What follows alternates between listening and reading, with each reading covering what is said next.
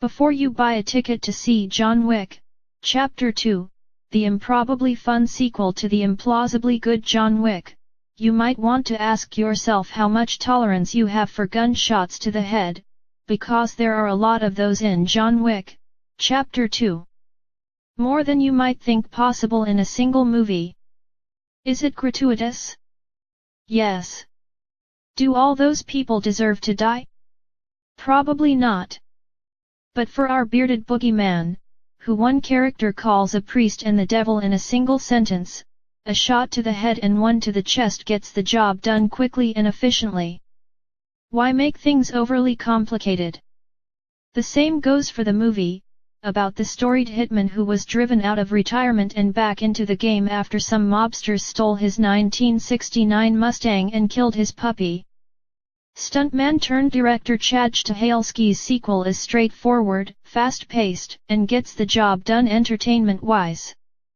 True to its name, Chapter 2 literally picks up where the first left off. In a skull-crushingly loud sequence involving multiple men getting tossed off car hoods, John Wick, Keanu Reeves, retrieves his Mustang from the crooks holding it hostage, allowing for some knowingly extreme exposition about just how scary this guy is.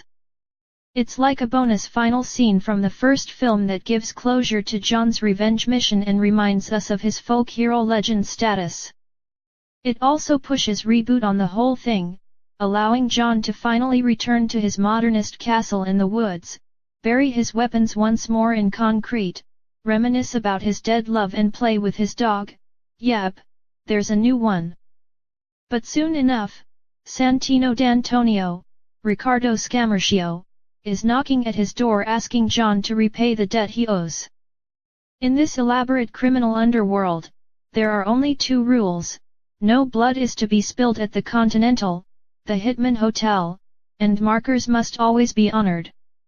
Santino helped John get out of the game, and into his multimillion-dollar home, and now he wants to cash in the favor.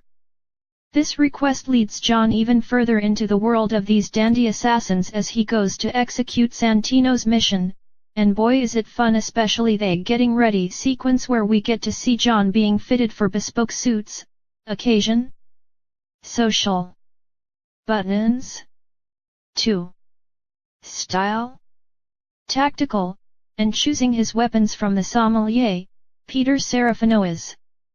From there, it's really just action sequence after action sequence from an Italian rave to a final showdown at a modern art exhibit. The visuals are always exciting and over the top, and creative in well-trod territory for the genre, like a subway platform, even if the plot gets a little repetitive in the third act. The film is jam-packed with amazing cameos and supporting players, from Franco Nero as the manager of the Rome branch of the Continental and Common as a fellow assassin with a grudge, to Lawrence Fishburne as the Bowery King. Ruby Rose is an amusing standout, too, as a sultry, mute bodyguard who communicates in sign language. There are also some returning players, like Lance Reddick as the Continental's concierge and Ian McShane as the New York Continental manager, as well as a handful of others. And Reeves is in top form as the perpetually unruffled John Wick. It's a role that is tailor-made for his low-key intensity and one that will fit him for years to come. Both John Wick films are send-ups of the tasteless excess of B-action pics and all-out celebrations of their vulgarity. Chapter 2 is the best one could hope for in an action sequel, and it doesn't even have the killed the puppy gimmick on its side. The only real question is when we'll get the gift of a Chapter 3. John Wick, Chapter 2, a Lionsgate release is rated R by the Motion Picture Association of America for strong violence throughout, some language and